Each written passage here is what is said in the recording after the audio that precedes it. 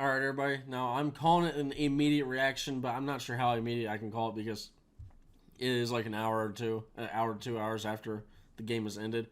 But this is my immediate reaction to the Texas Longhorns beating the Iowa State Cyclones 26-16. It probably should have been more, and we'll talk about that in this video because there were some factors that Texas had to fight against that was more than just the Iowa State Cyclones, and we'll get into that. But I look, the Texas Longhorns, they should be bowl bound. Not bowl bound. I'm going to say championship game bound for the conference championship. Now I know it's a little bit of a convoluted mess. We're just touching on it just a little bit right here.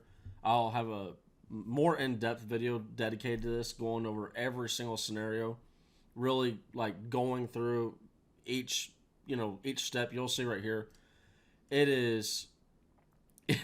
Like when I say it's a convoluted mess, that's probably putting it lightly.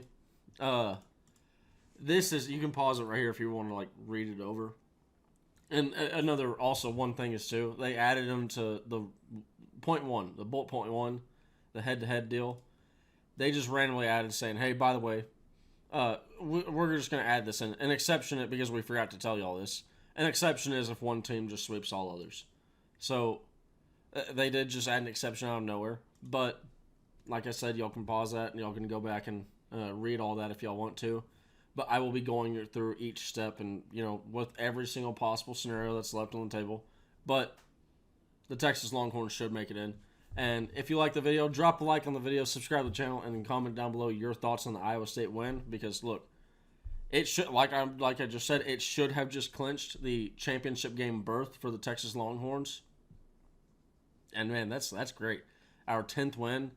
It's been a while since we've had 10 wins. Now I know we did just have the Georgia one, but I'm talking about 10 wins within the regular season. It's been a long time. Been a long time coming. Defense outside of one play on fourth down. Outstanding effort on defense. That was really their lone bright spot of the game. Outside of that, what is that? It's only a couple three field goals. Yeah, I believe 3 field goals. Yeah, this is. It was a great game. I don't know. I'll have to go back and look at it later, but that's beside the point. I know that people are going to gripe about the Texas passing defense, and maybe there's a gripe or two to be had there. At the end of the day, Jaron Thompson, nice pick. That's a great example of Pete Kwiatkowski trusting his guys, and then also Jaron Thompson trusting in the development that they've had on the back end. Injuries, that really did start to kind of take its toll.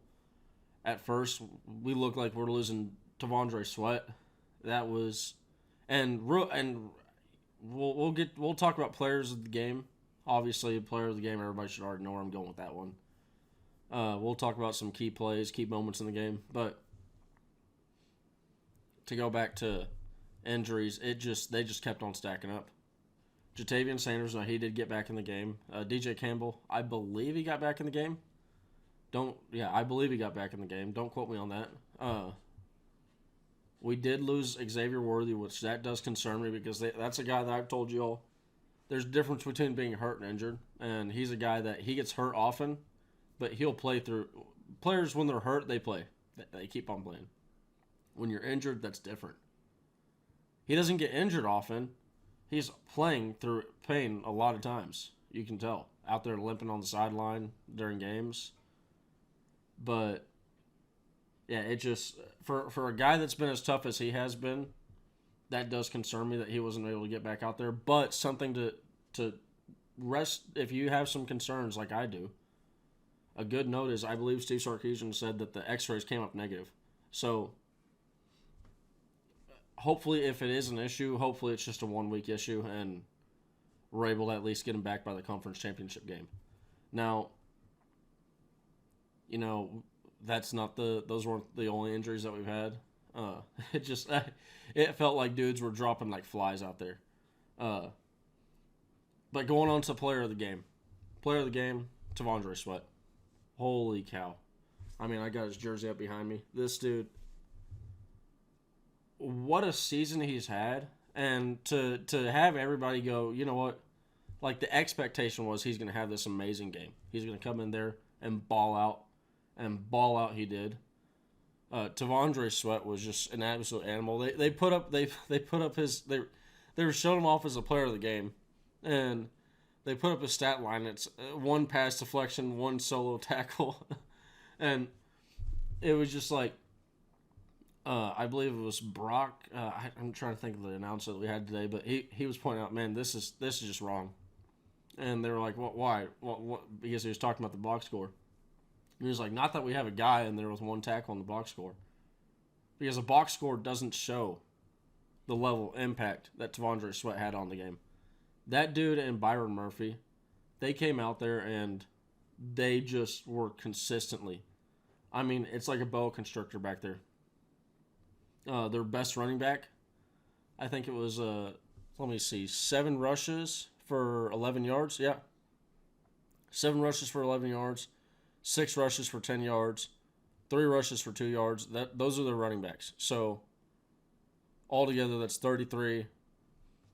That's 33 yards on 16 rushes. That's just like, that is a suffocating run defense. Jahdae Barron had multiple plays in the game that were like very high impact plays. There was one play where he single-handedly took away three points from the defense, or from the other team. Now, I'm counting it because they missed a field goal, but that's because he forces them to go to fourth and 3. Not only that, he gets Matt Campbell so riled up and so frustrated that he ends up having to call a timeout so that he can get an explanation from the referees.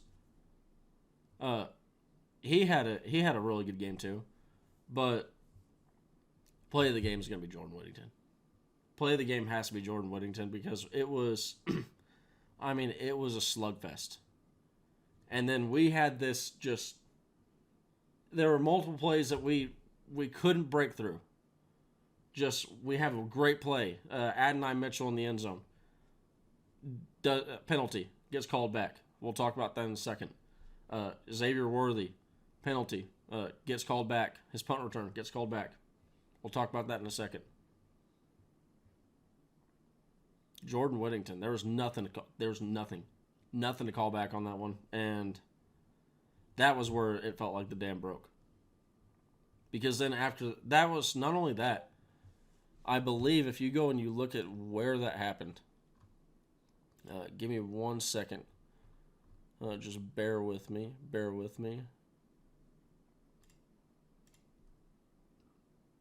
No, it wasn't. Okay. We'll talk about this in a second. But so Jordan Whittington, that's where it felt like the dam broke. Yeah, that was the first touchdown. They punted. Then we did give them. That's no, that's not when they got the 4th down. But then they drove down, got that on us. And then Gunnar Helm.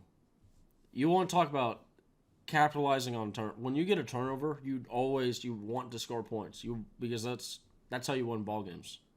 Not just getting the turnovers, but when you capitalize on our turnover and you make a team pay. And we made them pay. So that was another thing that I like to see from this Texas team. Then they did follow that up with the 4th and 1, so they stole back. I mean, they were it was about to be dead. You're talking 29, it was 23 Texas, 9 points for Iowa State. We're on the 4th and 1. Credit to them for calling up a good play.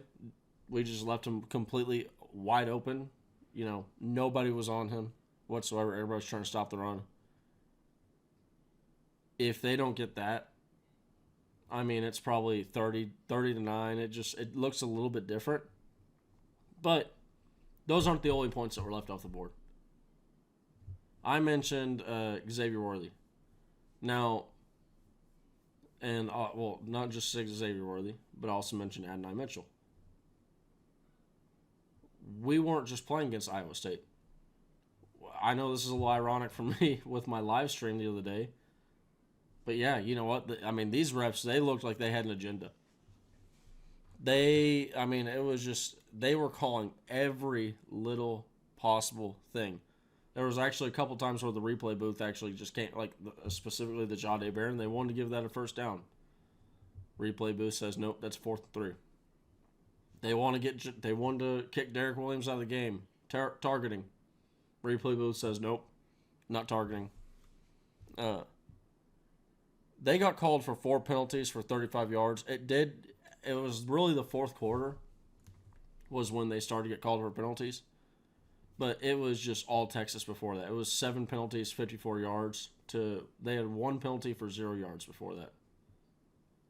Despite multiple times. I mean, like the Adonai Mitchell one. Adonai Mitchell's being tackled in the end zone, and he still kept. Like, that was such an impressive catch. Adonai Mitchell is such a. That was such a good get out of the portal. I am incredibly grateful to have him as a Texas Longhorn.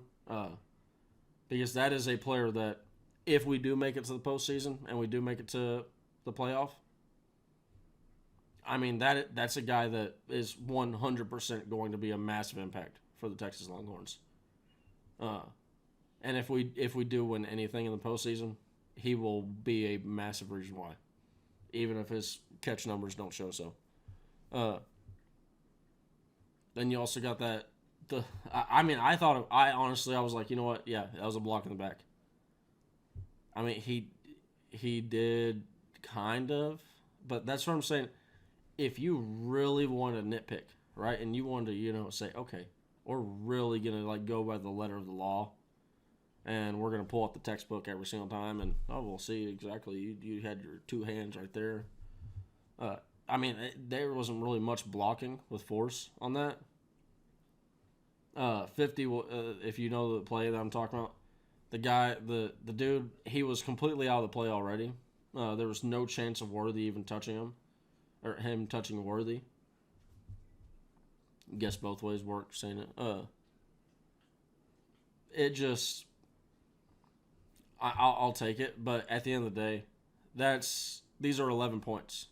That should have been. I know people are going to say, well, it was 14 points. Well, no, we also kicked a field goal. So, accounting for that field goal, should have been 14 points. Should have been 11 more points. This is a game that should have been 37-16, probably, without the refs interfering with the game. Then if you also want to go and you also want to look at that just absolute terrible pass interference call at the early in the game, on a completely uncatchable football. That's the second time that we've had that happen against us, where it's just a ball's thrown 40 yards out of bounds. And, I mean, I'm exaggerating with that, but ball's thrown 40 yards out of bounds, and we're getting called with the pass interference. I mean, that set them up for a field goal early on. So you want to take that away, I mean, that's 13 points to them. And then you also get rid of their fluke touchdown. I mean, hey, that's another 6 points taken off the board. So, I mean, it's not all just like gloom and doom.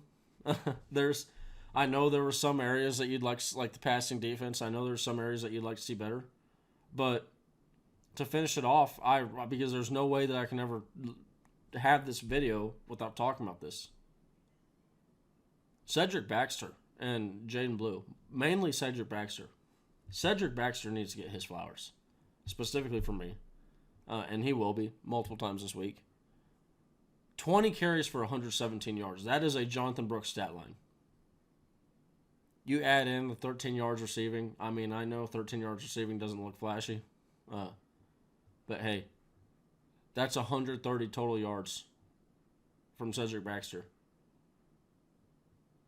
I just, in a time where we need it, right? It's just that just goes to show everything about this team. This is also something that's going to stand out, I think, to the committee possibly, is when we lose guys, to have your level of play stay at the same level or even potentially get better, you got to be a special team to do that. Good teams have good players, have great players that prop the team up and pull them up. Great teams have great players at every level and at levels of depth. Look at Georgia losing Brock Bowers, and they're able to act like nothing even happened. So, I mean, Cedric Baxter, I cannot say how impressed I was with him.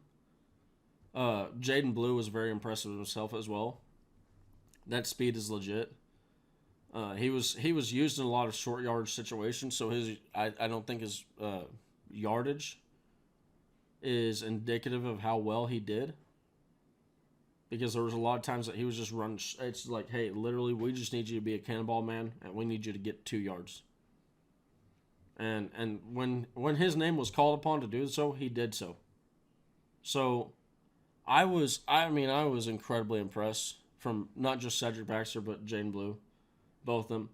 I think it goes to show the level of coaching that Shard Choice does and brings to the University of Texas.